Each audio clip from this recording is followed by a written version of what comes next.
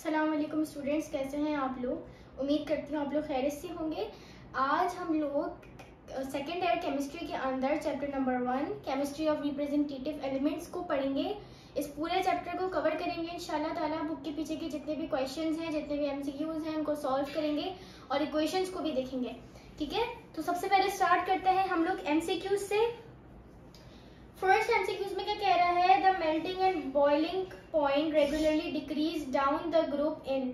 तो सबसे पहली एमसीक्यूज में हमसे बोल रहा है कि मेल्टिंग और बॉइलिंग पॉइंट जो है वो डिक्रीज होता है डाउन द ग्रुप, क्योंकि जो मेल्टिंग और बॉइलिंग पॉइंट का ट्रेंड होता है ग्रुप्स में वो बेसिकली ज्यादातर इरेगुलर होता है।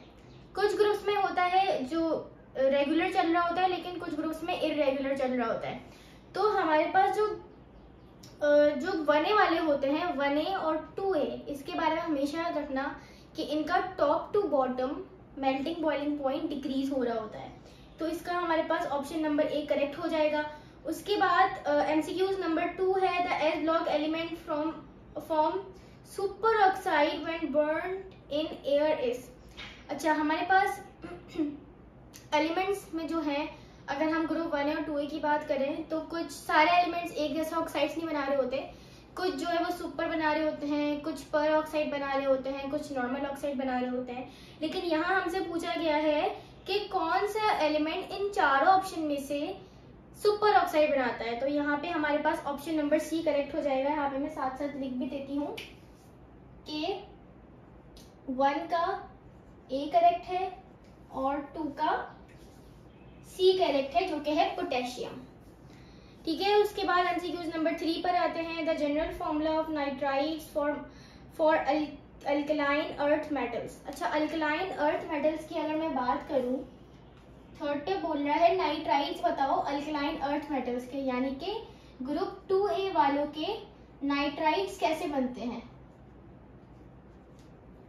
ग्रुप 2A वाले की जो वैलेंसी होती है वो 2 होती है, और नाइट्राइड का मतलब क्या है, नाइट्रोजन लगना। नाइट्रोजन की वैलेंसी जो होती है वो बेसिकली 3 होती है। तो अगर मैं इसका जनरल फॉर्मूला बनाऊं तो वो बनेगा M जो है वो किसी भी 2A के एलिमेंट को इंडिकेट कर रहा है और N जो है वो नाइट्रोजन को इंडिकेट कर रहा है। दोनों की वैलेंसी को हम इंटरचेंज कर देंगे। मेटल जो है वो ग्रुप 2 का है तो उसकी वैलेंसी 2 होगी, जो कि नाइट्रोजन के साथ आ जाएगी। नाइट्रोजन की वैलेंसी 3 होती है, जो कि मेटल के साथ आ जाएगी। तो ये हमारे पास, ये जो है वो हमारे पास सही होगा, जो कि हमारा है M3N2, option number D correct हो जाएगा। ठीक है, 3 का ऑप्शन नंबर डी करेक्ट होगा। उसके बाद आ जाते हैं हम फोर्थ एमसीक्यूज पे, the alkali metal that gives a yellow colour during a flame test is. अच्छा, येलो कलर से आप लोगों को याद रखना है कि हमारे जितनी भी स्ट्रीट लाइट्स होती है ना, जितनी भी रोड्स पे स्ट्रीट्स पे लगी हुई होती हैं रात के वक्त, जो येलो कलर की होती हैं, खंबे जो लगे हुए, तो खंबों पे जो लाइटें होती हैं वो येलो कलर की होती हैं, उनमें होता है सोडियम। तो हमेशा याद रखना है कि सोडियम जब भी कोई कलर देगा वो येलो कलर देगा। तो ऑप्शन नंबर एमसीक्यूज नंबर 4 का ऑप्शन नंबर ए करेक्ट हो जाएगा, जो कि है सोडियम। सही है। उसके बाद 5 पर आते हैं, the chemical commonly use in fireworks is. अच्छा, ऑप्शन नंबर 5 में देखो, एमसीक्यूज नंबर 5 में 4 ऑप्शन दिए हुए हैं। अब हम चारों में से बोल रहे हैं, बताओ इसमें से कौन सा वाला केमिकल फायरवर्क्स में इस्तेमाल होता है, यानी कि वो जो पटाखे वगैरह होते हैं उनमें इस्तेमाल होता है। तो पहले तो देखो, सोडियम बाइकार्बोनेट है, ये तो हमारे पास बेकिंग पाउडर होता है, तो ये तो नहीं हो सकता। सही है ना। ब्लीचिंग पाउडर भी नहीं इस्तेमाल हो सकता पटाखों में। पोटेश एलम, जिसको हम फिटकरी भी कहते हैं, वो भी इस्तेमाल नहीं हो सकती। तो लास्ट ऑप्शन बचा है potassium nitrate, option number C correct हो जाएगा। पोटेशियम नाइट्रेट हो सकता है, क्योंकि यही हमने नहीं देखा, इसके बारे में नहीं सुना, तो इसलिए option number C potassium nitrate is correct. उसके बाद 6 पर आ जाते हैं, cathode and Castner Kellner cell is. Castner Kellner cell अभी हम इंशाल्लाह आगे पढ़ेंगे भी। तो कास्टनर कैलिनर सेल में हमारे पास जो एनोड होता है वो टाइटेनियम होता है और कैथोड जो होता है वो मरकरी होता है। तो यहाँ पर ऑप्शन नंबर सी मरकरी है, तो 6 का ऑप्शन नंबर सी करेक्ट हो जाएगा। उसके बाद 7 पर आते हैं, the diagonal number of beryllium is. देखो डायगोनल रिलेशन किसे कहते हैं? फॉर एग्जाम्पल ये हमने ले लिए ग्रुप 1A के कुछ एलिमेंट्स और ये ले लिए ग्रुप 2A के कुछ एलिमेंट्स। डायगोनल रिलेशन क्या होता है? कुछ इस तरीके का रिलेशन, जैसे इसका इससे हो गया, इसका इससे हो गया। इसी तरीके से अगर मैं इसके आगे बनाऊं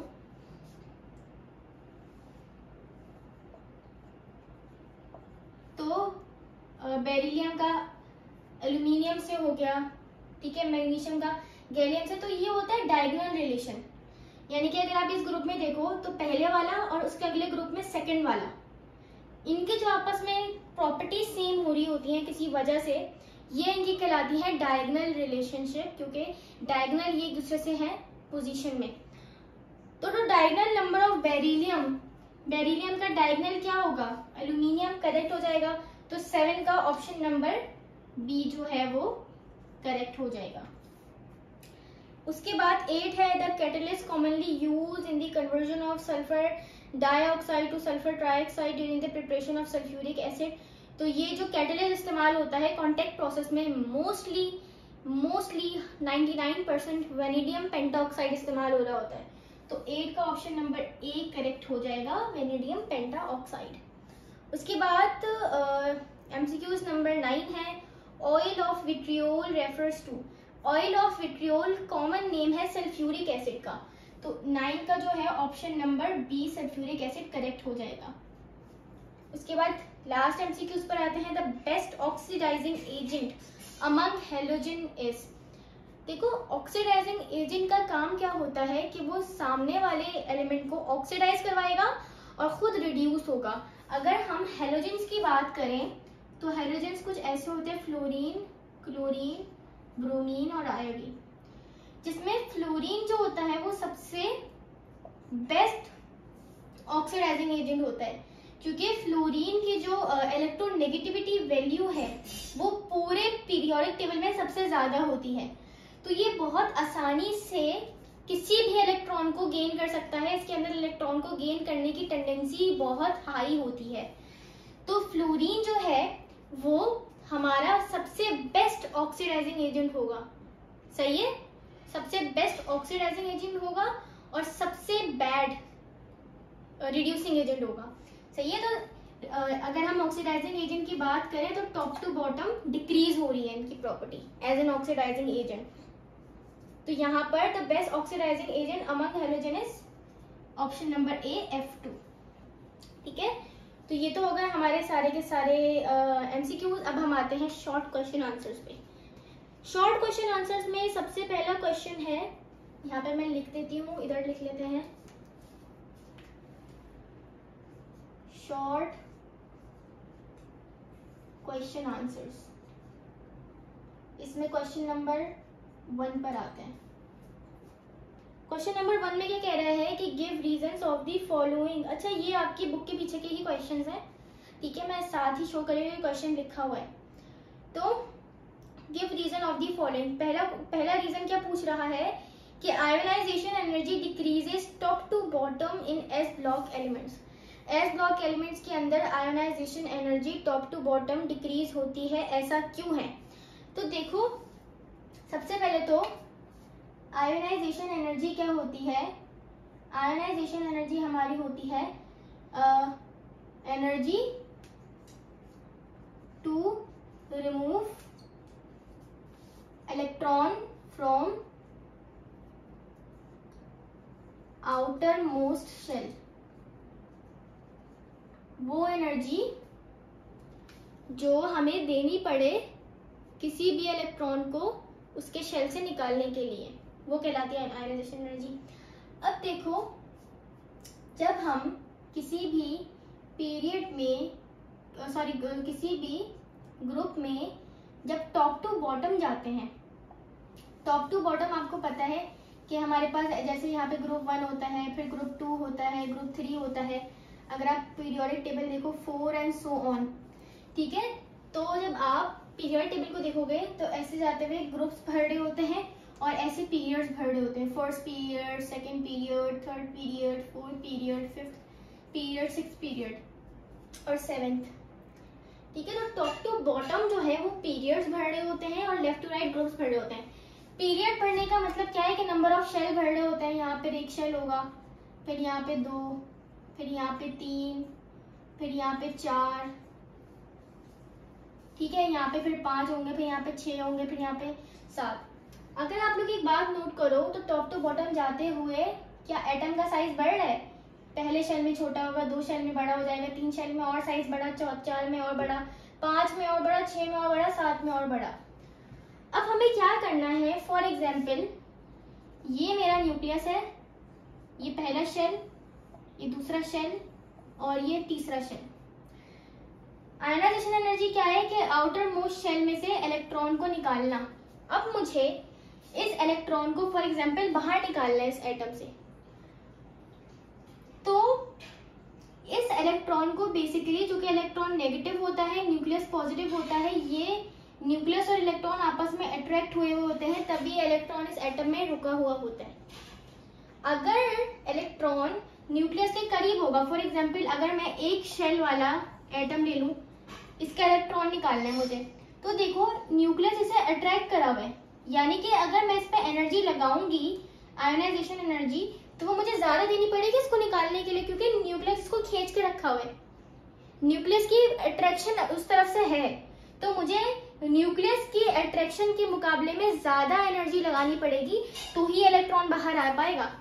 लेकिन देखो जैसे जैसे शेल बढ़ रहे हैं, इलेक्ट्रॉन न्यूक्लियस से दूर जाता जा रहा है। फॉर एग्जाम्पल यहाँ पर 5-6 शेल होते तो इलेक्ट्रॉन यहाँ पर होता, आखिरी शेल में तो और मजीद दूर हो जाता। तो जैसे जैसे शेल बढ़ेंगे, इलेक्ट्रॉन न्यूक्लियस से दूर होता जाएगा और इन दोनों के दरमियान की जो अट्रैक्शन है वो कम होती जाएगी। ठीक है, पॉज करना है। हेलो, अस्सलाम वालेकुम। तो जितना ज्यादा इन दोनों के दरमियान में डिस्टेंस होगा, उतनी कम हमें एनर्जी देनी पड़ेगी, क्योंकि उतनी ज्यादा न्यूक्लियस की फोर्स कम होती जाएगी। तो इसीलिए टॉप टू बॉटम हमारी आयोनाइजेशन एनर्जी की वैल्यू कम होती जाती है, यानी कि एनर्जी कम देनी पड़ेगी जितना हम नीचे जाएंगे। क्योंकि अगर मैं इधर 7th शेल की बात करूं तो देखो ये 1 2 3 4 5 6 7 इलेक्ट्रॉन यहाँ होगा, इतने फासले पर होगा, तो हमें कम एनर्जी देनी पड़ेगी और इलेक्ट्रॉन बाहर आ जाएगा। तो रीजन को हम पढ़ भी लेते हैं, ठीक है एक बार।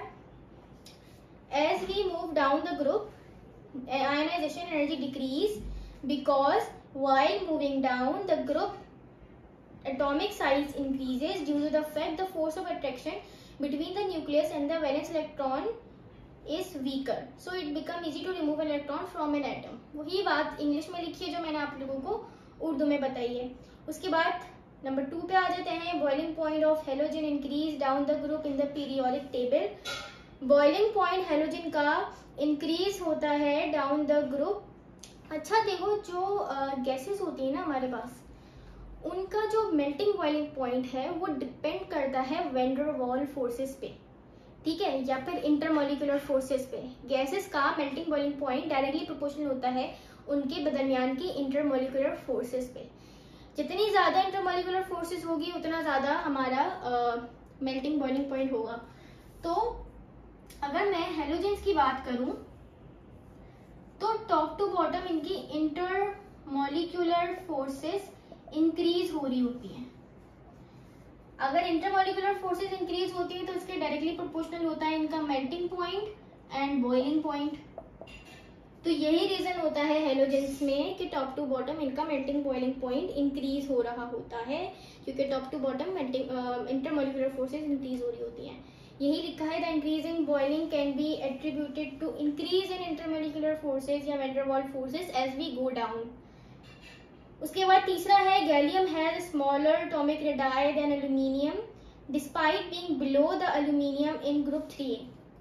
अभी मैंने यहाँ पे ग्रुप 3A के एलिमेंट्स लिखे थे, ये रहे, ये 3A था, ये 2A था और ये 1A था।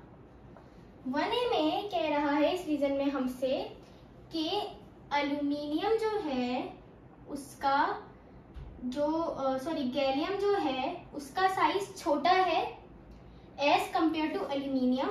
हालांकि गैलियम जो है वो एल्यूमिनियम के बाद आ रहा है, तो इस हिसाब से फॉर एग्जांपल इसके पास 2 शेल है इसके पास 3 शेल है तो उसके पास 4 शेल होने चाहिए, है ना, 4 शेल, तो इसका तो साइज बड़ा होना चाहिए एल्यूमिनियम से। तो ऐसा क्यों है कि गैलियम का साइज छोटा है?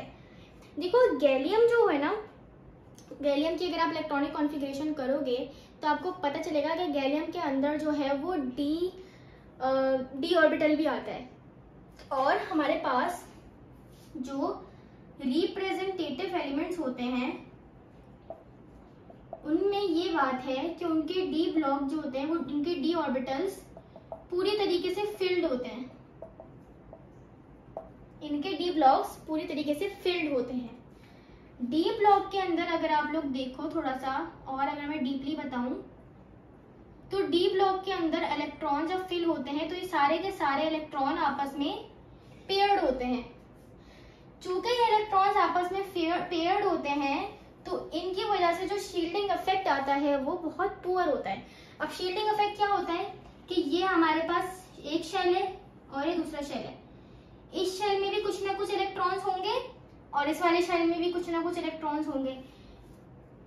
ये वाले जो इलेक्ट्रॉन्स हैं ये इस वाले इलेक्ट्रॉन को जब पुश करते हैं, क्योंकि दोनों के ऊपर नेगेटिव चार्ज है, तो ये इलेक्ट्रॉन्स बाहर वाले इलेक्ट्रॉन्स को पुश करते हैं, अपने से दूर करते हैं, तो ये जो इफेक्ट होता है ये कहलाता है शील्डिंग इफेक्ट।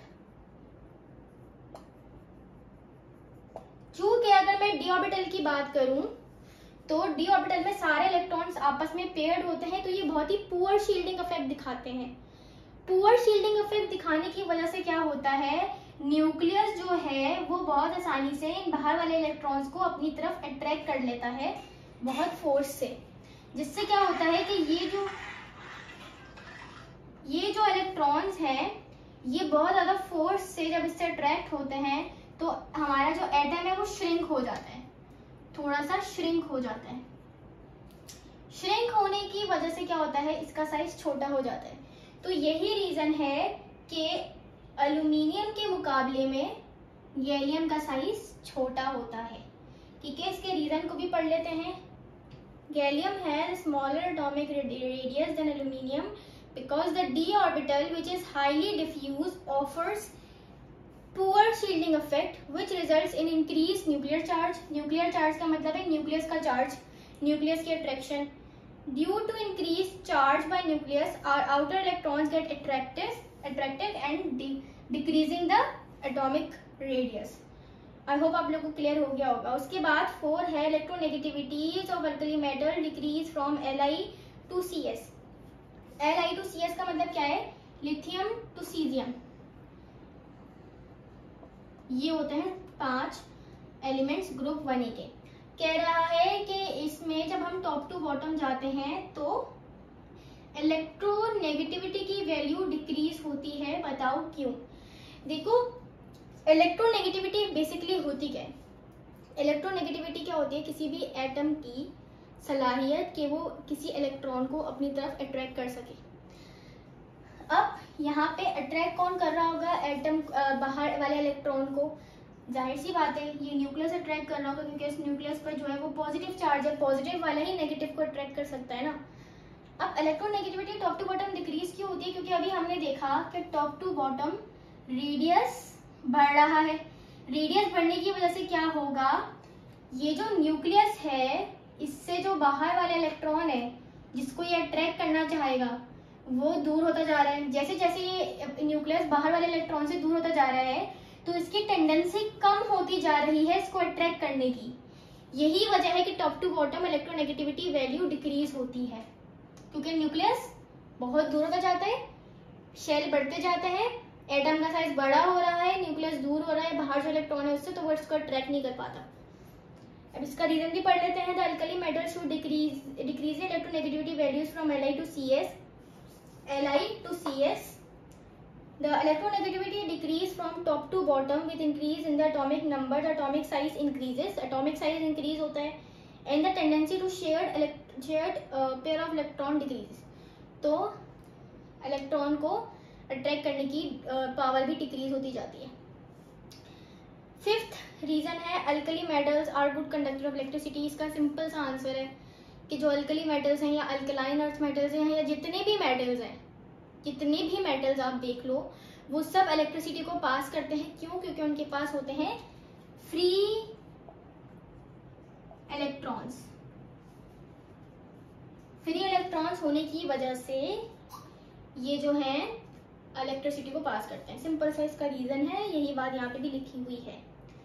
उसके बाद 6th सवाल है। 6th में क्या बोल रहा है? Acidity of hydrogen halides increases from HF to HI। HF to HI यानी कि ये फ्लोरीन, क्लोरीन, ब्रोमीन, आयोडीन है। अगर मैं इसके साथ हाइड्रोजन को लगा दूं तो क्या ये एसिड बन जाएंगे?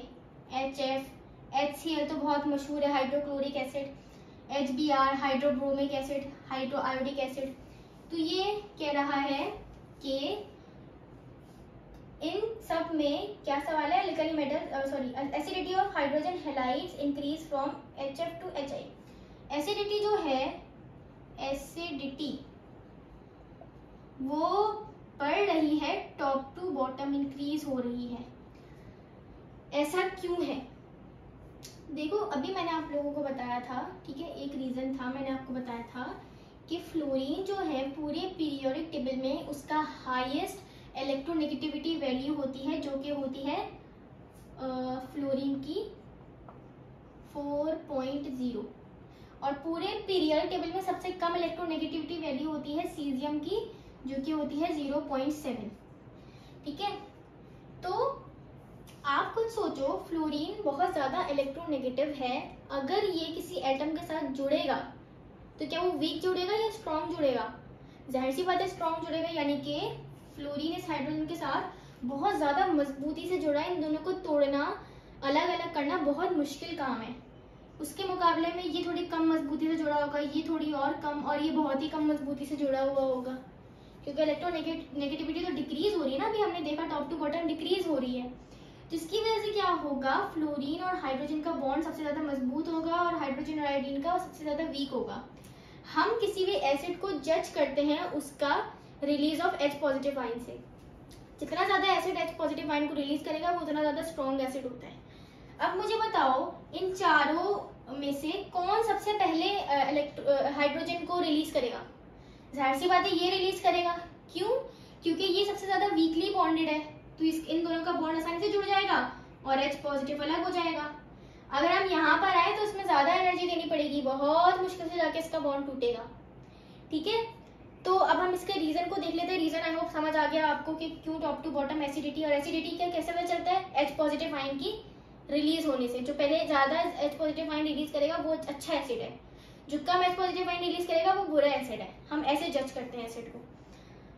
तो यहाँ पे रीजन पढ़ते हैं कि बॉन्ड स्ट्रेंथ डायरेक्टली प्रोपोर्शनल है बॉन्ड लेंथ के। अच्छा, ये भी हम इसको भी इंक्लूड कर लेते हैं। बॉन्ड स्ट्रेंथ का मतलब क्या है? बॉन्ड की मजबूती। और जो बॉन्ड लेंथ का मतलब क्या है? दोनों एटम्स के जो न्यूक्लियस हैं उनके दरमियान का डिस्टेंस। जैसे कि फॉर एग्जांपल ये एक एटम है और ये दूसरा एटम है, ठीक है। इन दोनों के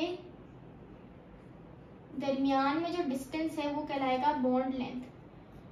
अगर बॉन्ड लेंथ, अच्छा बॉन्ड लेंथ जो होती है वो बॉन्ड स्ट्रेंथ के इनवर्सली प्रोपोर्शनल होती है, यानी कि जितनी ज्यादा बॉन्ड लेंथ होगी, यानी कि बॉन्ड लेंथ का मतलब क्या है? अगर ज्यादा हो जाएगी यानी कि दोनों एटम्स दूर चले जाएंगे तो बॉन्ड स्ट्रेंथ कम हो जाएगी, यानी कि बॉन्ड की मजबूती कम हो जाएगी ना। जब एटम्स दूर दूर होंगे, जब एटम्स करीब करीब दूसरे से बिल्कुल चिपके हुए होंगे तो बॉन्ड स्ट्रेंथ ज्यादा होगी। अब जो छोटे जो शेल होते हैं, यानी कि छोटे एटम्स जो होते हैं, उनकी बॉन्ड स्ट्रेंथ ज्यादा होती है, क्योंकि देखो ये छोटे हैं, इनके न्यूक्लियस के दरमियान का डिस्टेंस कम होगा। लेकिन अगर मैं बड़े बड़े एटम्स ले लूं, यहाँ पे बना देती हूँ, ये बड़ा है, तो देखो इन दोनों के दरमियान का डिस्टेंस ज्यादा हो गया। तो ये भी एक रीजन है कि देखो फ्लोरीन ऊपर है, यानी कि इसके पास कम शेल होंगे, इसका साइज छोटा होगा। तो फ्लोरीन जो है उसका जो साइज है वो छोटा होगा, लेकिन आयोडीन का जो साइज है वो बड़ा होगा, है ना। तो जिससे क्या होता है कि फ्लोरीन जो है छोटे साइज की वजह से वो अच्छा बॉन्ड बनाएगा, इसकी बॉन्ड लेंथ कम होगी। जैसे छोटे एटम्स की देखो कम है, लेकिन जैसे जैसे नीचे जाएंगे आयोडीन का साइज बड़ा है तो बॉन्ड लेंथ ज़्यादा हो जाएगी तो बॉन्ड स्ट्रेंथ कम हो जाएगी। ठीक है, तो यही सारी बातें लिखी हुई हैं। Since down the group bond length increases, bond strength decreases. H positive ion can easily be produced by the dissociation of acid. Dissociation of acid का मतलब क्या है, एसिड टूटेगा तो H positive ion रिलीज होगा। In HI the bond length is largest in given group and thus it would be the most acidic. सबसे ज़्यादा acidic ये होगा। तो वही बातें लिखी हुई हैं जो मैंने आप लोगों को उर्दू में बताई हैं। उसके बाद fluorine is a strong oxidising agent. इसका देखो यहाँ पे क्या रीजन लिखा हुआ है कि उसका हाईएस्ट रिडक्शन पोटेंशियल होता है, लेकिन उसके साथ साथ फ्लोरीन एक अच्छा ऑक्सीडाइजिंग एजेंट क्यों है? क्योंकि इसकी इलेक्ट्रोनेगेटिविटी वैल्यू सबसे ज़्यादा होती है, तो वो बहुत आसानी से किसी भी एटम से इलेक्ट्रॉन को छीन सकता है, तो इसलिए वो एक अच्छा ऑक्सीडाइजिंग एजेंट है। और ऑक्सीडेशन अगर आप लोगों को नहीं पता तो मैं बता देती हूँ। ऑक्सीडेशन का मतलब होता है इलेक्ट्रॉन का लॉस होना, रिडक्शन का मतलब होता है इलेक्ट्रॉन का गेन होना। तो फ्लोरीन क्या है, वो इलेक्ट्रॉन का लॉस करवाता है।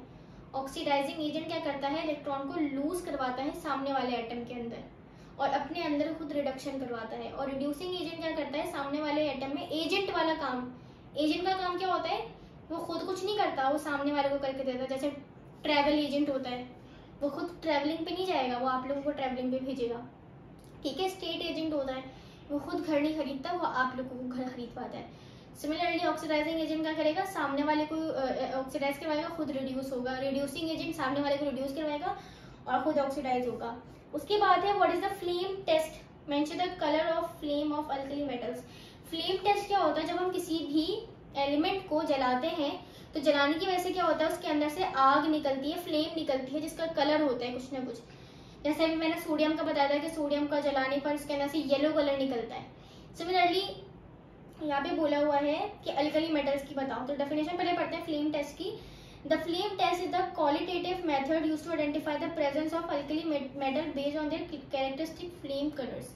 ठीक है, तो हम ये पता लगाने के लिए किसी भी को, फॉर एग्जाम्पल आपको एक पाउडर दे दिया जाए, उसमें बोला जाए कि बताओ कौन सा मेटल मौजूद है, कौन सा अल्कली मेटल मौजूद है, तो आप उसको जला के पता लगा सकते हो। जैसे कि अगर वो येलो जलेगा तो आपको पता चल जाएगा कि इसमें सोडियम है।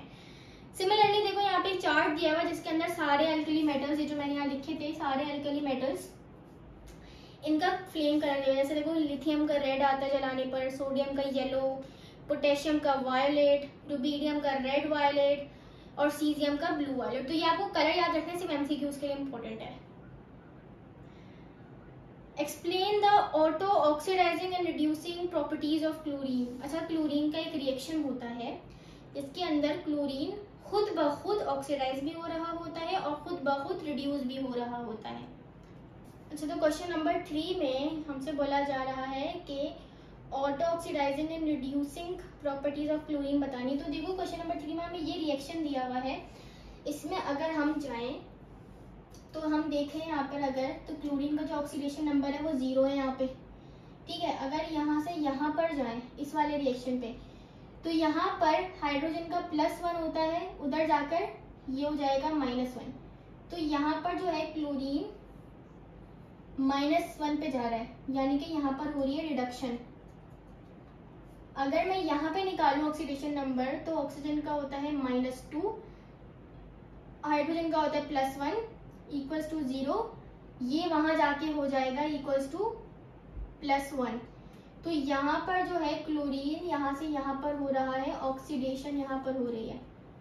तो ये इस रिएक्शन के थ्रू अगर आप देखो तो इसके अंदर क्लोरीन ऑक्सीडाइज भी हो रहा है खुद ब खुद और खुद ब खुद रिड्यूस हो रहा है। तो ये कहलाता है इसका ऑटो ऑक्सीडाइजिंग एंड रिड्यूसिंग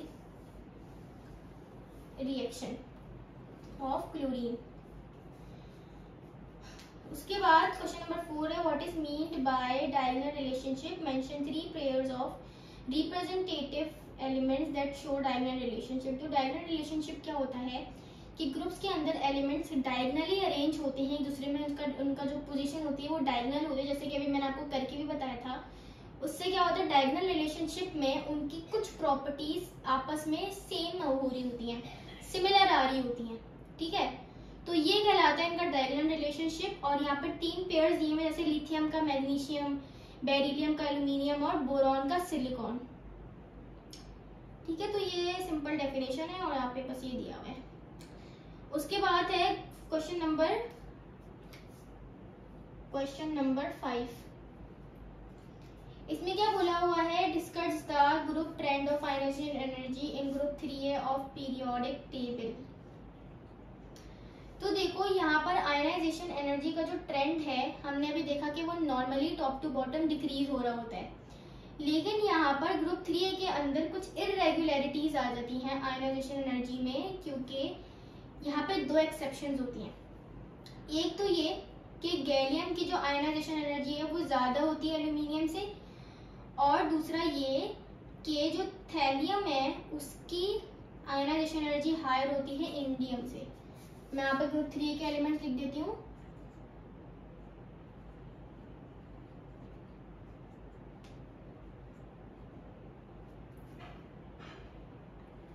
ठीक है, तो कह रहा है कि गैलियम की आयनाइजेशन एनर्जी ज़्यादा है एल्यूमिनियम से, और दूसरा इसकी थैलियम की आयनाइजेशन एनर्जी ज़्यादा है इंडियम से, हालांकि top to bottom ionisation energy जो है वो डिक्रीज होती है। सही है, तो अगर आप लोग देखो तो इसकी ज़्यादा होनी चाहिए, फिर इसकी कम, फिर इसकी और कम, फिर इसकी और कम, और इसकी सबसे कम, लेकिन एल्यूमिनियम के मुकाबले में इसकी ज़्यादा होती है और इसके मुकाबले में इसकी ज़्यादा होती है। ऐसा क्यों है? क्योंकि देखो, एक तो मैंने अभी आपको गैलियम के बारे में रीजन बताया था कि इसके अंदर आ रहा होता है डी ऑर्बिटल, और अगर थैलियम की बात करें तो इसके अंदर आ रहा होता है एफ ऑर्बिटल। डी और एफ ऑर्बिटल जो होते हैं वो काफी बड़े बड़े होते हैं, यानी कि अगर हम इनकी ओरिएंटेशन की बात करें तो डी के अंदर 5 एक तरीके से सब ऑर्बिटल्स आ रहे होते हैं, 5 ऑर्बिटल्स होते हैं, और एफ के अंदर 7 ऑर्बिटल्स होते हैं, जिसकी वजह से क्या होता है, ये और ये क्या करते हैं कि शील्डिंग इफेक्ट जो होता है वो इतना ज्यादा नहीं प्रोड्यूस करते, शील्डिंग इफेक्ट कम प्रोड्यूस करते हैं, जिसकी वजह से क्या होता है, न्यूक्लियर चार्ज बढ़ जाता है। वही रीजन सेम यहाँ पे भी सेम वही रीजन है, न्यूक्लियर चार्ज बढ़ जाता है पुअर शील्डिंग इफेक्ट होने की वजह से, जिसकी वजह से क्या होता है कि इनकी फिर आयनाइजेशन एनर्जी बढ़ जाती है, क्योंकि देखो जितना ज्यादा न्यूक्लियस इस इलेक्ट्रॉन को अट्रैक्ट करेगा, हमें उतनी ज्यादा एनर्जी देनी पड़ेगी, जितना ज्यादा इसको अट्रैक्ट कर रहा होगा न्यूक्लियस। तो यही रीजन है कि हमारे पास जो आयनाइजेशन एनर्जी है इसके अंदर इरेगुलर होती है, क्योंकि इसमें डी ऑर्बिटल आ रहा होता है, इसमें एफ ऑर्बिटल आ रहा होता है, इन सब के अंदर इलेक्ट्रॉन भरे हुए होते हैं, तो ये इलेक्ट्रॉन आपस में पेयर्ड होते हैं, इसके अंदर इलेक्ट्रॉन पेयर्ड जब होते हैं तो पुअर शील्डिंग इफेक्ट कॉज करते हैं। शील्डिंग इफेक्ट कम होने की वजह से जो बाहर वाले इलेक्ट्रॉन्स हैं वो भी पूरी तरह अंदर वाले न्यूक्लियस से अट्रैक्ट हो रहे होते हैं, जिसकी वजह से क्या होता है कि न्यूक्लियर चार्ज बढ़ जाता है और आयनाइजेशन एनर्जी भी बढ़ जाती है। उसके बाद क्वेश्चन नंबर 6 है। इसमें क्या कह रहा है, write down 3 properties of beryllium that shows it's unique behaviour in group 2A। Beryllium जो है वो थोड़ा सा अलग होता है अपने बाकी ग्रुप मेंबर्स के मुकाबले में। ऐसा क्यों है? क्योंकि उसकी कुछ प्रॉपर्टीज ऐसी हैं जो उसको थोड़ा सा अलग करती हैं अपने ग्रुप के बाकी मेंबर से। तो यहाँ पे 3 प्रॉपर्टीज हैं। सबसे पहली प्रॉपर्टी क्या है, the coordination number of beryllium is not more than 4 whereas other alkali metals have coordination number of 6। Beryllium देखो कोऑर्डिनेशन नंबर क्या होता है ये आप लोग चैप्टर नंबर 2 में पढ़ोगे, जब हम लोग पढ़ रहे होंगे कॉम्प्लेक्सेस के नॉमेनक्लेचर। तो कोऑर्डिनेशन नंबर क्या होता है कि जब कोई भी मेटल लाइगेंड कोई भी लाइगेंड जब मेटल को इलेक्ट्रॉन देता है तो वो उसका कोऑर्डिनेशन नंबर कहलाता है। तो कोऑर्डिनेशन नंबर जो बेरिलियम का होता है वो 4 से ज़्यादा नहीं होता, लेकिन इसके ग्रुप के जो बाकी मेंबर्स हैं उनका 6 तक होता है। तो ये थोड़ा सा गलत है, ठीक है। उसके बाद the melting point and boiling point are higher when compare to the other elements. Beryllium का मेल्टिंग बॉइलिंग पॉइंट ज़्यादा होता है अपने ग्रुप के बाकी मेंबर से, बेरिलियम जो है वो कोवेलेंट बॉन्ड भी बना लेता है, हालांकि इसके ग्रुप के सारे मेंबर आयनिक बॉन्ड बनाते हैं सिर्फ। उसके बाद ये तो हो गए हमारे सारे शॉर्ट क्वेश्चंस।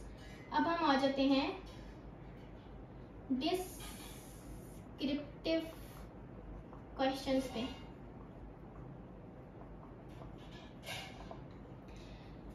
सबसे पहले क्या क्वेश्चन है, draw a flow diagram of contact process and describe various steps involve in the manufacturing of sulphuric acid. Sulphuric acid बनाने के लिए जो हमें प्रोसेस फॉलो करना पड़ता है उस प्रोसेस को कहते हैं कॉन्टैक्ट प्रोसेस। तो कुछ प्रोसेस, इसके कुछ स्टेप्स होते हैं इस प्रोसेस के, जिसके थ्रू हम सल्फ्यूरिक एसिड को बना रहे होते हैं H2SO4 को। तो यहाँ पे मैंने आपके साथ डायग्राम भी शेयर कर दी है और साथ ही साथ मैं आपको एक्सप्लेन भी करती जाती हूँ। देखो, जब हम कॉन्टैक्ट प्रोसेस में सबसे पहले तो हम करवाते हैं सल्फर डाइऑक्साइड को प्रोड्यूस। अब सल्फर डाइऑक्साइड आता कहाँ से? सल्फर डाइऑक्साइड आता है सल्फर के एक ओर से जो कि जमीन से निकलता है, वो कहलाता है पायराइट ओर। वो पायराइट ओर जो है उससे हम लोग सल्फर को एक्सट्रैक्ट कर रहे होते हैं। अब जो पायराइट ओर है, जब हम उसको इंट्रोड्यूस करवाते हैं, देखो सबसे पहला चैम्बर जो है, मैं आपको यहीं से समझाती हूँ। पहले चैम्बर में क्या हो रहा है, पायराइट बर्नर है। पहले चैम्बर में क्या होगा कि हम पायराइट को डालेंगे, यानी कि जो सल्फर का ओर है उसको डालेंगे और इसको बर्न करवाएंगे। बर्न करवाने पे क्या होगा, यानी कि बर्न करवाने का मतलब क्या है, ऑक्सीजन के साथ जलाना। अब इससे क्या होगा, सल्फर डाइऑक्साइड गैस प्रोड्यूस होती है, लेकिन साथ ही साथ जब सल्फर डाइऑक्साइड गैस प्रोड्यूस होती है तो इस ओर के अंदर कुछ और इम्प्योरिटीज भी होती हैं जो कि सल्फर डाइऑक्साइड के साथ मिक्स हो जाती हैं। तो हम सल्फर डाइऑक्साइड को आगे लेके जाएं, मजीद उसको प्रोसेस करवाएं, उससे पहले हमें इन इम्प्योरिटीज को रिमूव करवाना होता है। तो हम क्या करते हैं कि इस सल्फर डाइऑक्साइड को अगला चैम्बर जो है तो डस्ट फिल्टर चैम्बर है, क्योंकि जाहिर सी बात है डस्ट भी होती होगी उस इम्प्योरिटीज में। मट्टी जमीन से आता है ना, और जमीन में मट्टी तो होती है। तो सबसे पहले हम डस्ट फिल्टर चैम्बर के अंदर लेके जाते हैं, जिसमें क्या होता है, फिल्टर पेपर्स लगे हुए होते हैं बहुत सारे। तो डस्ट के जो पार्टिकल्स होते हैं फिल्टर पेपर में फंस जाते हैं, उसके अलावा बाकी की सारी चीजें आगे बढ़ जाती हैं। अभी भी इसके अंदर कुछ इम्प्योरिटीज होती हैं, जैसे कि कार्बन डाइऑक्साइड हो गया, आर्सेनिक ऑक्साइड हो गया, ये सब इम्प्योरिटीज शामिल होती हैं। उसके बाद क्या करते हैं हम, डस्ट तो रिमूव हो गई, अब हमें करवानी है कार्बन डाइऑक्साइड रिमूव। तो हम वॉशिंग टावर में लेके जाते हैं, वॉशिंग टावर में वाटर से वॉश करवाते हैं अपनी सल्फर डाइऑक्साइड गैस को। तो क्या होता है, कार्बन डाइऑक्साइड गैस जो है वो वाटर के साथ मिलकर कार्बोनिक एसिड बना के नीचे बैठ जाती है और इसको हम अलग कर लेते हैं। हालांकि जो हमारी सल्फर गैस है वो प्योर होकर अब आगे बढ़ जाती है। अब ये जो ड्राइंग टावर है, इसमें चूंकि देखो सल्फर डाइऑक्साइड गैस को हमने वॉश करवाया तो उसके अंदर कुछ वाटर के मॉलिक्यूल्स प्रेजेंट होंगे, तो हम इसको रिमूव करवाते हैं सल्फ्यूरिक एसिड से। सल्फ्यूरिक एसिड एक डिहाइड्रेटिंग एजेंट होता है, यानी कि ये पानी को जज़्ब कर लेता है अपने अंदर। तो जब हम सल्फर डाइऑक्साइड को सल्फ्यूरिक एसिड के पास भेजते हैं तो उसके अंदर से सारा पानी एब्जॉर्ब कर लेता है। अब यहाँ पर हमारी सल्फर डाइऑक्साइड गैस कंप्लीटली तौर पे प्योर हो जाती है।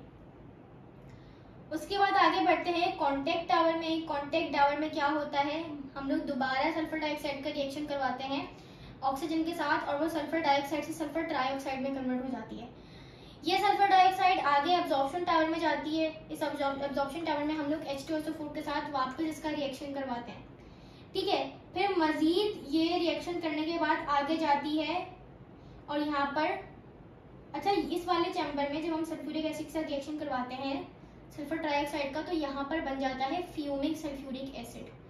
फ्यूमिक सल्फ्यूरिक एसिड एक तरीके से हम कह सकते हैं कि सल्फ्यूरिक एसिड ही होता है, लेकिन वो बिल्कुल कंसंट्रेटेड सल्फ्यूरिक एसिड होता है जिसके अंदर से बबल्स निकल रहे होते हैं, वो वाला सल्फ्यूरिक एसिड। तो यहाँ पे फ्यूमिक सल्फ्यूरिक एसिड बन जाता है, लेकिन इसके एब्जॉर्प्शन टावर के अंदर की बात कर रही हूँ मैं। उसके बाद अगले टावर में हम क्या करते हैं, फ्यूमिक सल्फ्यूरिक एसिड के अंदर वाटर की स्प्रे करवाते हैं, जिससे क्या होता है कि हम इस टावर के अंदर लास्ट में बिल्कुल हम सल्फ्यूरिक एसिड की कंसेंट्रेशन को बैलेंस करते हैं, उसको फ्यूमिक सल्फ्यूरिक एसिड से वाटर मिलाकर सल्फ्यूरिक एसिड में कन्वर्ट करते हैं और फाइनली यहाँ से हमें सल्फ्यूरिक एसिड बन जाता है। तो ये तो हमने देख लिया, डायग्राम के थ्रू हमने समझ लिया। अब हम इसको समझते हैं थ्योरेटिकल जो लिखा हुआ है उसके जरिए। सबसे पहले क्या है, oxidation of sulphur two sulphur dioxide. तो सबसे पहले हम क्या करते हैं, सल्फर को, जैसे कि मैंने अभी बताया सल्फर पायराइड से आता है सल्फर, या नॉर्मली पायराइट के बजाय अगर आप खालिस सल्फर भी ले लो डायरेक्टली तो वो भी सही है। सबसे पहले जो टावर है उसके अंदर हम करवा रहे थे सल्फर की ऑक्सीडेशन। तो देखो यहाँ पे रिएक्शन लिखा हुआ है, सल्फर प्लस O2 SO2 में कन्वर्ट हो जाता है। एरो के ऊपर की जितनी भी कंडीशंस लिख के, चाहे टेम्परेचर लिखा हो, चाहे कैटेलिस्ट लिखा हो, चाहे प्रेशर लिखा हो, आप लोगों को याद करना है, वो इम्पोर्टेंट है। तो यहाँ पे 400 से 500 डिग्री सेल्सियस पे ये प्रोसेस हो रहा होता है, ठीक है। बाकी नीचे का लिखा हुआ है कि SO2 के साथ सल्फर बर्नर के अंदर कुछ और इम्प्योरिटीज भी होती हैं, जैसे आर्सेनिक, सिलिका, CO2। तो ये इम्प्योरिटीज भी रिमूव करवाते हैं, जैसे कि हमने देखा काफ़ी सारे चैम्बर से गुजारा हमने, ठीक है। डस्ट फिल्टर चैम्बर से गुजारा, वॉशिंग टावर से गुजारा, फिर एब्जॉर्प्शन टावर से गुजारा।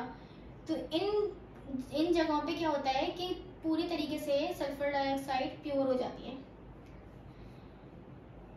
उसके बाद अच्छा यहाँ पे क्या लिखा हुआ है मैं आपको एक और बार बता देती हूँ जो लिखी हुई है यहाँ पे कि इम्प्योरिटीज को रिमूव करना क्यों जरूरी है। देखो एक तो इम्प्योरिटीज होंगी तो हमारा H2SO4 वैसे ही खराब हो जाएगा, उसमें इम्प्योरिटी शामिल होगी, क्या पता कुछ और बना ले।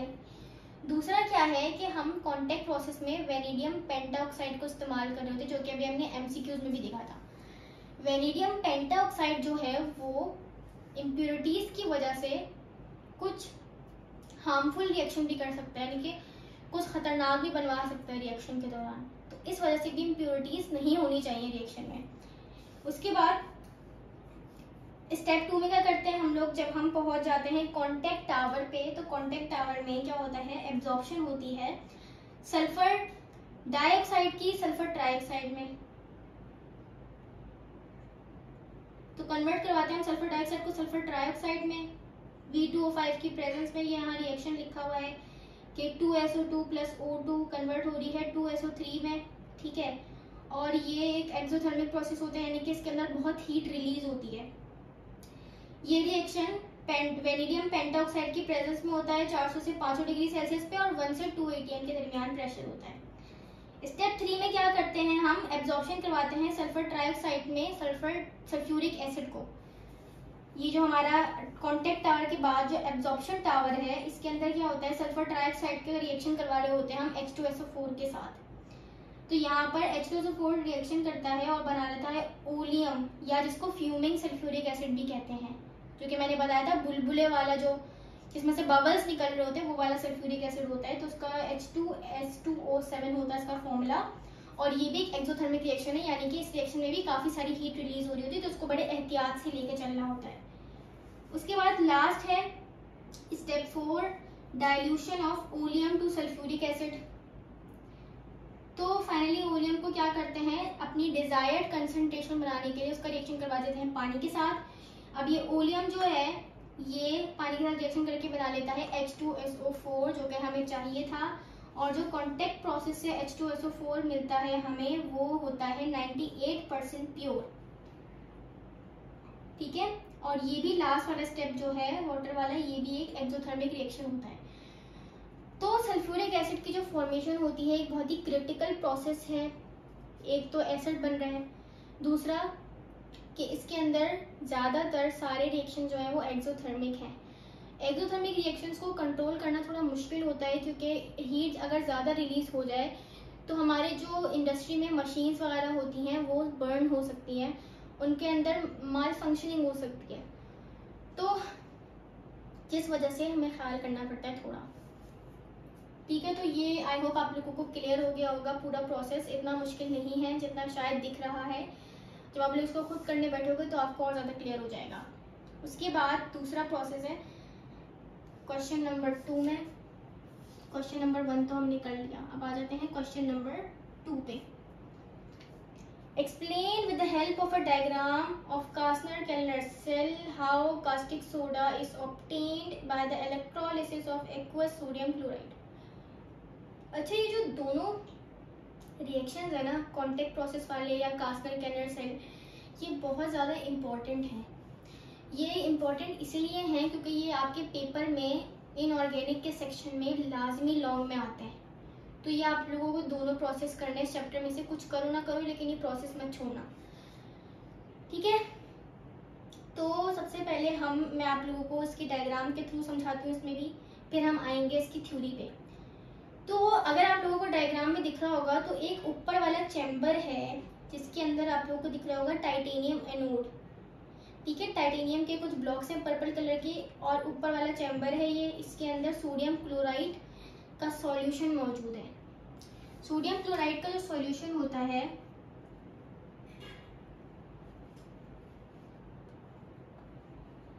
उसको हम ब्राइन भी कहते हैं। तो आप ब्राइन कहना चाहो ब्राइन कहो, या आप सोडियम क्लोराइड सॉल्यूशन कहना चाहो वो कहो। मैं ब्राइन कहूंगी क्योंकि उसको कहना ज़्यादा आसान है। तो ऊपर वाले चैम्बर में ब्राइन मौजूद है, टाइटेनियम एनोड मौजूद है।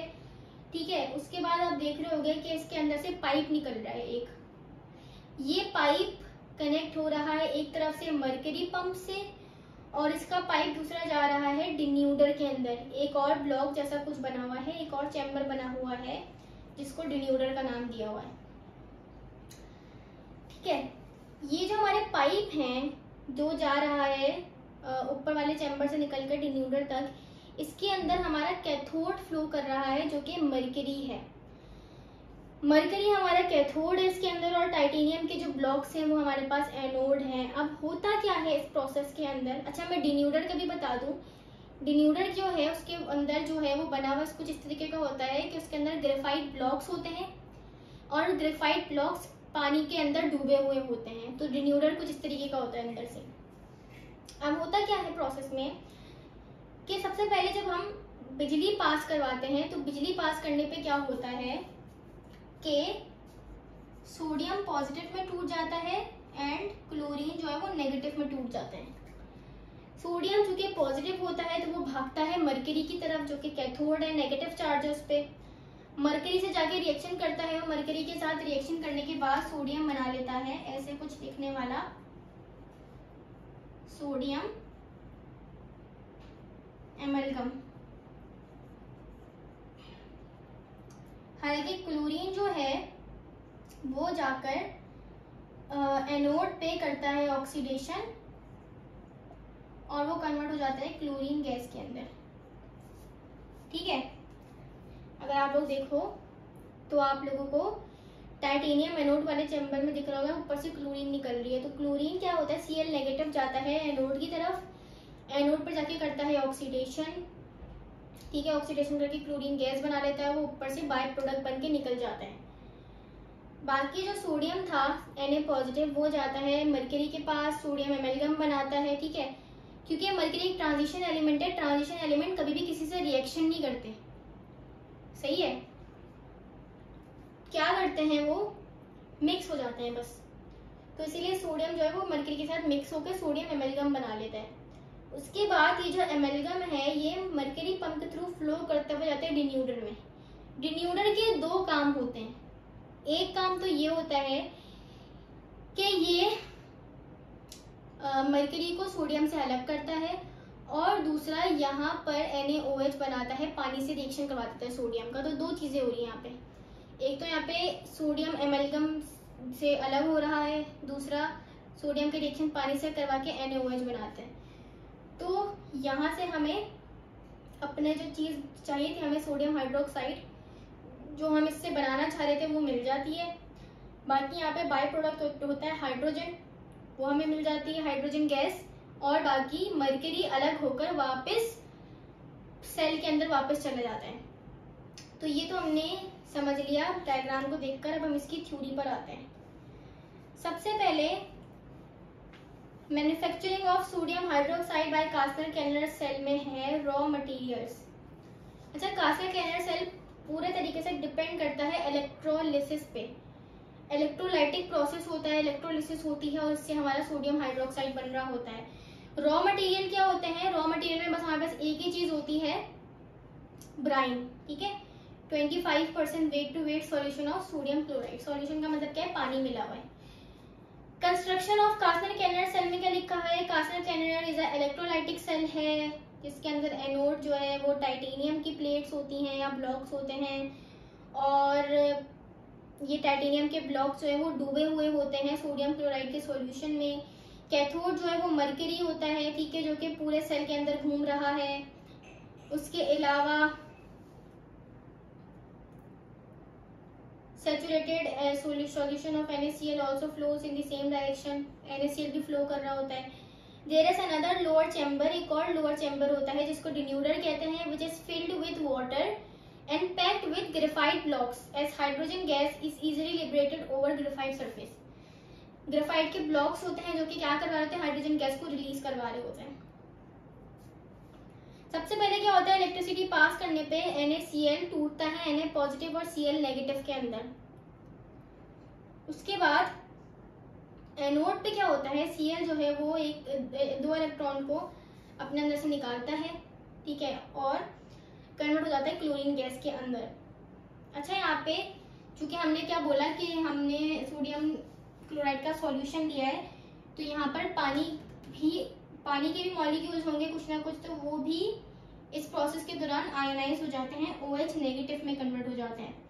तो ये OH नेगेटिव के जो आयंस होते हैं ये बाद में कन्वर्ट हो जाते हैं वाटर और ऑक्सीजन गैस के अंदर. उसके बाद कैथोड पर क्या होता है, कैथोड पर सोडियम जो है वो दो इलेक्ट्रॉन को अपने अंदर लेता है और सोडियम में कन्वर्ट हो जाता है. फिर ये सोडियम मरकरी के साथ रिएक्शन करके सोडियम एमेल्गम बना लेता है.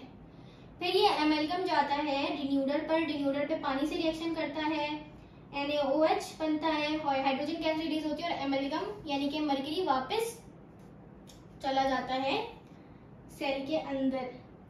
तो यहाँ पर सिंपल वही लिखा हुआ जो मैंने आप लोगों को बताया, बस आप लोगों को रिएक्शंस याद करने हैं. अच्छा, तो उसके बाद हमारे पास अब है क्वेश्चन नंबर 3 है, जो कि है इक्वेशंस. मोस्ट इम्पोर्टेंट इक्वेशंस हैं इस चैप्टर की, पेपर में बहुत आती हैं. पहला क्या है, a piece of aluminium is dipped into concentrated sulphuric acid.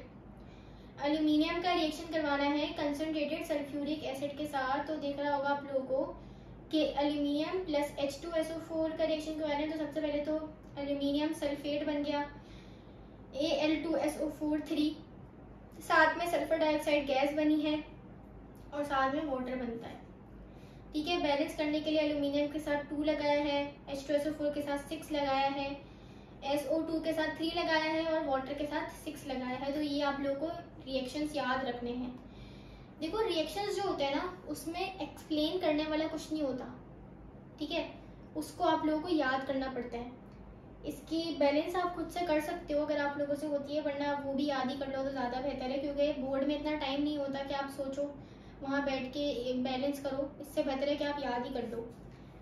उसके बाद नंबर 2 है ferric chloride is mix with an aqueous solution of caustic soda. Ferric chloride यानी कि FeCl3 का रिएक्शन करवाना है NaOH के साथ. तो ये रिएक्शन करवाया तो क्या बना, डबल डिस्प्लेसमेंट रिएक्शन हो गया. Fe जाके लग गया OH के साथ, Fe की वैलेंसी 3 होती है तो OH के साथ 3 लग गया, और क्लोरीन Na के साथ आके लग गया तो NaCl बन गया. बैलेंस करने के लिए NaOH के साथ 3 लगाया और NaCl के साथ 3 लगाया. उसके बाद है sodium Burns in excess of air. Sodium का रिएक्शन करवाया ऑक्सीजन के साथ. तो याद रखना सोडियम पर ऑक्साइड बनाता है, तभी Na2O2 है. पर का मतलब क्या होता है, देखो मैं आप लोगों को यहाँ पे बता देती हूँ कि जब ऑक्सीजन की वैलेंसी -2 हो तो ये होता है नॉर्मल, -1 हो तो होता है पर ऑक्साइड, और -1/2 हो तो होता है सुपर ऑक्साइड. तो सोडियम जो है वो पर ऑक्साइड बनाता है, तो तभी Na2O2 लगा हुआ है यहाँ पे. बैलेंस करने के लिए सोडियम के साथ 2 लगा दिया और दैट्स इट, बैलेंस हो गई. उसके बाद चौथा है magnesium is heated with nitrogen gas. ये वही वाला MCQs है, Mg3N2 वाला. तो ये मैग्नीशियम के साथ 3 लग जाएगा नाइट्रोजन का, और मैग्नीशियम का 2 नाइट्रोजन के नीचे लग जाएगा. बैलेंस करने के लिए मैग्नीशियम के साथ हम 3 लगा देंगे. उसके बाद है 5th equation, potassium is put into ethyl alcohol. Potassium का रिएक्शन करवाना है इथाइल अल्कोहल के साथ. इथाइल अल्कोहल होता है C2H5OH. पोटेशियम का रिएक्शन करवाया तो क्या बना, वहां से हाइड्रोजन हटके, क्योंकि C2H5OH में C2H5O नेगेटिव होता है और H पॉजिटिव होता है, तो H अलग हो जाएगा और पोटेशियम आके H की जगह लग जाएगा। बैलेंस करने के लिए पोटेशियम के साथ 2 लग जाएगा, इथाइल अल्कोहल के साथ 2 लग जाएगा और पोटेशियम इथॉक्साइड के साथ 2 लग जाएगा। उसके बाद लास्ट है chlorine gas is pass through an aqueous solution of caustic soda. Chlorine का रिएक्शन करवा रहे हैं हम लोग NaOH के साथ। NaOH को कास्टिक सोडा भी कहा जाता है। तो सबसे पहले तो बनेगा NaClO3 सोडियम क्लोरेट, उसके बाद बनेगा NaCl जो कि नॉर्मल नमक है, उसके अलावा वाटर बनेगा। बैलेंस करने के लिए NaOH के साथ 6 लगाएंगे, क्लोरीन के साथ 3 लगाएंगे और NaCl के साथ 5 लगाएंगे और वाटर के साथ 3 लगाएंगे। तो आप इसको 6-3-5-3 करके भी याद रख सकते हो, क्योंकि मैंने अपने दौर में भी ऐसे याद किया था जब मैं सेकेंड ईयर में थी। उसके बाद क्वेश्चन नंबर 4 पर आते हैं। इसमें क्या कह रहा है, what is bleaching powder, how is it prepared, give the reaction of bleaching powder with water and hypochloric acid. तो ब्लीचिंग पाउडर का कॉमन नेम जो होता है वो कैल्शियम हाइपोक्लोराइड होता है। ब्लीचिंग पाउडर का जो फॉर्मूला है वो प्रोफेसर ऑर्डलिंग थे, उन्होंने सजेस्ट किया था ब्लीचिंग पाउडर का जो फॉर्मूला है, जो कि था CaOCl और फिर Cl, लेकिन अगर हम इसको मिला के लिखें तो CaOCl2 बनता है। ब्लीचिंग पाउडर जो होता है आप लोगों ने देखा भी होगा, नॉर्मली घर में भी इस्तेमाल होता है सफ़ेद कपड़ों को धोने के लिए। वो वाइट कलर का होता है, ठीक है, और उसकी स्मेल जो होती है वो क्लोरीन जैसी होती है। जो क्लोरीन की स्मेल होती है ना, वही ब्लीचिंग पाउडर की स्मेल होती है, क्योंकि ब्लीचिंग पाउडर मेनली क्लोरीन से मिलके बना होता है।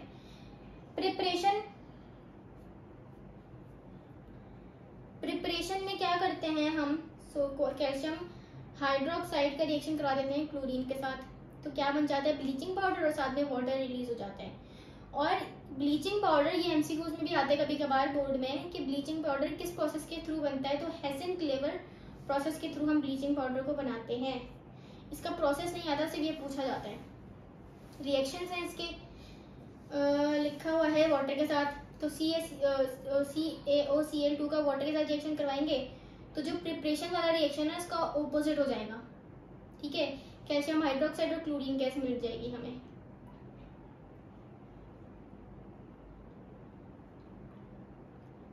ठीक है,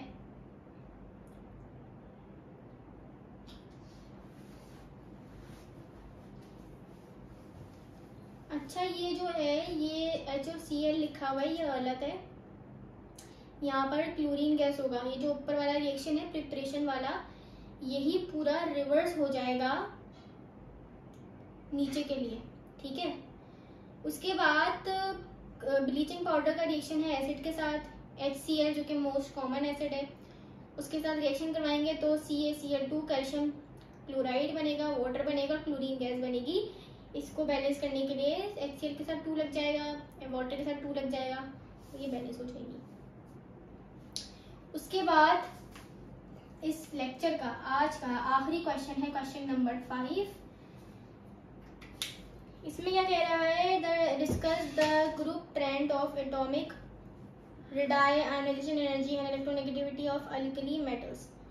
वैसे तो हम ये तीनों बातें ऑलरेडी डिस्कस कर चुके हैं, लेकिन मैं यहाँ पर आप लोगों को फिर से समझा देती हूँ कि एटॉमिक रेडाई क्या होता है।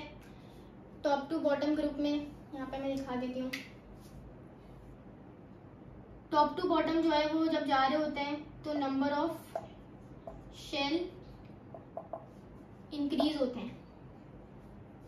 नंबर ऑफ शेल इंक्रीज होने की वजह से क्या होता है, एटॉमिक रेडाई या एटॉमिक रेडियस इंक्रीज होता है, ठीक है। तो ये ट्रेंड होता है। उसके अलावा यहाँ पे देखो ब्रैकेट आप लोगों को वो दिया हुआ है, चार्ट दिया हुआ है, टेबल दिया हुआ है, जिसमें देखो सारे लिखे हुए lithium, sodium, potassium, rubidium, caesium, francium, इन सबके नाम लिखे हुए हैं और सबकी एटॉमिक रेडियस लिखे हुए हैं। लिथियम का ज़्यादा होगा, फिर सोडियम का और ज़्यादा, फिर पोटेशियम का और ज़्यादा, फिर रुबीडियम का और ज़्यादा, फिर सीजियम का और ज़्यादा, इस तरीके से। उसके बाद आयनाइजेशन एनर्जी है। Ionisation energy top to bottom decrease होती है। क्यों? क्योंकि नंबर ऑफ शेल बढ़ रहे होते हैं। जैसे जैसे नंबर ऑफ शेल बढ़ेंगे न्यूक्लियस बाहर वाले इलेक्ट्रॉन से दूर होता जाएगा, इसलिए बाहर वाले इलेक्ट्रॉन को निकालना आसान हो जाएगा। ठीक है, इसी तरीके से यहाँ पे चार्ट दिया हुआ है lithium, sodium, potassium, rubidium, caesium, और आप इनकी वैल्यूज को देख के अंदाजा लगा सकते हो कि टॉप टू बॉटम वैल्यूज कम हो रही हैं। लास्ट है इलेक्ट्रोनेगेटिविटी। इलेक्ट्रोनेगेटिविटी भी टॉप टू बॉटम डिक्रीज होती है। वही रीजन है नंबर ऑफ शेल का। नंबर ऑफ शेल बढ़ेंगे न्यूक्लियस दूर होता जाएगा। न्यूक्लियस दूर होगा तो जो बाहर इलेक्ट्रॉन है उसको मुश्किल से अट्रैक्ट करेगा, क्योंकि दूर हो गया ना इलेक्ट्रॉन बाहर जो है। क्योंकि एटम का साइज जब बड़ा हो जाएगा तो न्यूक्लियस यहाँ पर है, इलेक्ट्रॉन वहां दूर है, तो उसको अट्रैक्ट करना मुश्किल हो जाएगा। ठीक है,